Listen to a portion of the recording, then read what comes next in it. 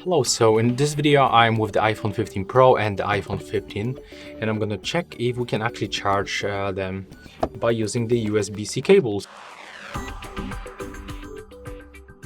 So what I mean, I'm gonna plug this USB-C cable into the iPhone 15 Pro and I'm gonna do the same with this iPhone 15.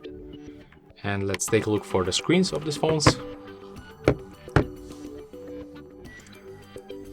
Okay, it looks like our iPhone 15 charges the iPhone 15 Pro, and it's because there is like more battery level.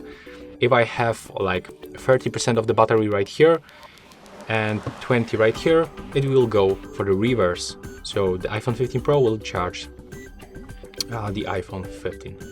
And yeah, you can actually do this by using the USB-C cable with the two ends. That's all for this video. Hope you like it.